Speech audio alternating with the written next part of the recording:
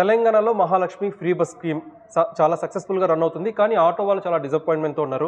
ఇలా free bus scheme పెట్టడం వల్ల మా జీవితాలకి మాకు కొట్టగొట్టినట్టు ఉపాధి దెబ్బతింటుందని చెప్పి ఆటో డ్రైవర్లు ఇప్పటికీ నిరసన వ్యక్తం చేస్తున్నారు, ఇది ఉపసంహరించుకోవాలి అని చెప్పి. అయితే ఇదే స్కీము మళ్ళీ ఆంధ్రప్రదేశ్లో నిన్న చంద్రబాబు ప్రకటించారు, మహిళలకి ఉచితంగా బస్సు ప్రయాణం అని చెప్పి. దీన్ని మనం ఎలా అనలైజ్ చేయాలి? సక్సెస్ఫుల్ కర్ణాటకలో సక్సెస్ అయింది కాబట్టి, తెలంగాణలో సక్సెస్ అయింది కాబట్టి ఆంధ్రప్రదేశ్లో ఇది పెట్టడం వల్ల అసలు ఎంతవరకు మనకి శ్రేయస్కరం?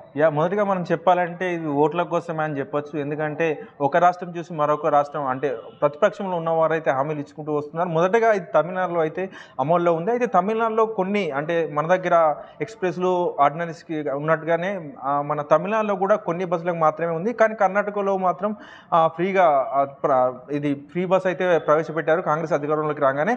సో అదే స్కీమ్ను అయితే తెలంగాణలో కూడా తీసుకొచ్చారు, తెలంగాణలో కూడా స్టార్ట్ చేశారు. సో తెలంగాణలో కూడా ఇది రన్ అవుతుంది. తాజాగా టీడీపీ అంటే ఏపీలో ప్రతిపక్షంగా ఉన్న టీడీపీ కూడా ఈ స్కీమ్ను తీసుకొస్తాం, అధికారంలోకి వస్తామని చెప్తుంది. సో తెలంగాణ మటుకు మనం మాట్లాడుకున్నట్లయితే ఈ ఫ్రీ బస్సు వల్ల చాలామందికి సౌకర్యంగా ఉన్నమాట వాస్తవమే. కానీ కొందరు అనవసరంగా మాత్రం బస్సులో జర్నీ చేస్తున్నారు. నేను చాలామందిని కూడా బస్సులో గమనించాం, మనం సోషల్ మీడియాలో వీడియోలు చూసాం. ఎందుకంటే సోషల్ మీడియా అడుగుతూ ఉంటే మీరు ఎందుకు వెళ్తున్నారంటే మా అక్క ఉంది మేము చూడడానికి వెళ్తున్నాం, ఏదైనా పని అంటే లేదు వట్టిగానే ఫ్రీ బస్ కదా అని చెప్తున్నారు. సో అక్కడ మా చెల్లెమ్మ ఉంది, మా అమ్మ ఉంది, వాటి సో అవసరం ఉంటేనే వెళ్ళండి, ఎందుకంటే ఫ్రీ వచ్చింది కదా అని చెప్పేసి మనం ఎక్కినట్లయితే మిగతా వారికి అయితే ఇబ్బంది అవుతుంది. మనం చాలా బస్సులు గమనించినట్లయితే తోసుకుంటున్నారు, గొడవ పడుతున్నారు లేడీస్. సో ఇలాంటి పరిస్థితి క్రియేట్ అవుతుంది. సో ఆర్థిక నిపుణులు ఏం చెప్తున్నారంటే ఇలాంటి ఫ్రీ కాకుండా 50% డిస్కౌంట్ అంటే 50% ఆఫ్ ఇచ్చి సో 50% పే చేసినట్టయితే సో ఈ రద్దీ తగ్గే అవకాశం ఉన్నట్టు చెప్తుంది. అలాగే ఫ్రీ బస్సు వల్ల కూడా బస్సు షార్టేజ్ కూడా అంటే బస్సులు తక్కువ చేస్తున్నారు ఆర్టీసీ వాళ్ళు. సో నా పర్సనల్ ఎక్స్పీరియన్స్ ఏంటంటే నేను బుధవారం నేను కరీంనగర్ నుంచి హైదరాబాద్ రావాలి. సో నేను మధ్యలో ఎక్కాలన్నమాట, అంటే గుండ్లపల్లి స్టేజ్ ఉంటుంది అక్కడ లగ్జరీ ఎక్స్ప్రెస్లు అవుతాయి. సో నేను దాదాపు 6 o'clock అంటే ఈవినింగ్ 6 o'clock నేను స్టేజ్ పైకి వస్తే దాదాపు 7 వరకు నాకు బంతి డిపో ఎక్స్ప్రెస్ బస్ అయితే నాకు దొరికింది. సో నేను ఎక్కగానే అందులో అప్పటికే ఫిలప్ అయిపోయారు.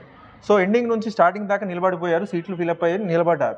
అయినప్పటికీ కూడా నేను అప్పుడు 1 hour వెయిట్ చేశాను కాబట్టి ఇక నిలబడడం ఏదైతే అని చెప్పేసి నేను ఎక్కేసాను. సో సిద్దిపేట వచ్చే వరకు కూడా అది ఖాళీ కాలేదు.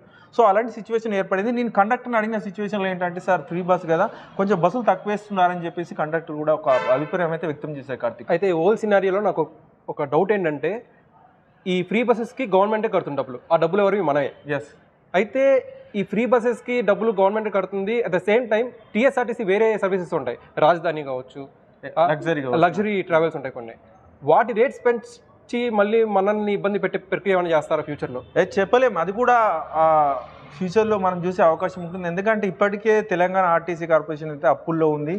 సో అప్పుల్లో ఉన్నదానికి మళ్ళీ ఫ్రీ అని చెప్పేసి అయితే చెప్తున్నారు. గవర్నమెంట్ మటుకు ఆ టికెట్ అంటే ఇప్పుడు లేడీస్కి 0 టికెట్ కొడుతున్నారు కదా, ఆ డీటెయిల్స్ మన గవర్నమెంట్ దగ్గర సబ్మిట్ చేసినట్లయితే అందుకు సంబంధించి డబ్బులు విడుదల చేస్తామని చెప్తున్నారు. కానీ మనం గతంలో ఎప్పుడు చూసినప్పటికీ కూడా ఆర్టీసీకి చెల్లించే డబ్బులు మాత్రం గవర్నమెంట్ ఎప్పుడు చెల్లించలేదు. మనం గతంలో బస్ పాసుకు సంబంధించి రాయితీ ఉంటుంది కదా, సో ఆ రాయితీ పైసలు వచ్చేసి ఇప్పుడు గవర్నమెంట్ కార్పొరేషన్ అంటే ఆర్టీసీ చెల్లించాలి. కానీ అవి చాలా వందల కోట్ల బకాయిలు ఉన్నాయి. ఇలాంటి సిచ్యువేషన్లో ఇప్పుడు వీటికి సంబంధించి డబ్బులు వస్తాయని చెప్పేసి అది ప్రశ్నగా మిగులుతుంది. సో గవర్నమెంట్ నుంచి ప్రాపర్గా వాళ్ళకి డబ్బులు అయితే వెళ్ళవు. సో మనం ప్రస్తుతానికైతే అది మొదలై ఇంకా నెల గడవలేదు. సో ప్రస్తుతానికైతే కొనసాగుతున్నప్పటికీ కూడా దీర్ఘకాలంలో ఇది బర్డెన్గా మారే అవకాశం ఉంటుంది, ఆర్టీసీ దెబ్బతినే అవకాశం కూడా ఉంటుంది. కార్తీక్, చూద్దాం. ఇటు రేవంత్ రెడ్డికి చాలా ప్రధాన ఛాలెంజ్ ఏంటంటే ఆటో డ్రైవర్ల ఇష్యూస్ కూడా పరిగణలోకి తీసుకోవాలి, వాళ్ళతో కూర్చొని మాట్లాడాలి. వాళ్ళు ప్రెసెంట్ కొంచెం నిరసన చేస్తున్నారు, వాళ్ళు కనుక వేరే ఇంకా ధర్నా ఉధృతం చేస్తే అది ఖచ్చితంగా ఒక తీవ్ర స్థాయిలో వెళ్ళే అవకాశం ఉంది. సో రేవంత్ రెడ్డి ఈ ఇష్యూని కాస్త నిపుణులతో చర్చించి ఆటో డ్రైవర్లు కూడా న్యాయం చేస్తే బాగుందని చెప్పిన అభిప్రాయం. Thank you.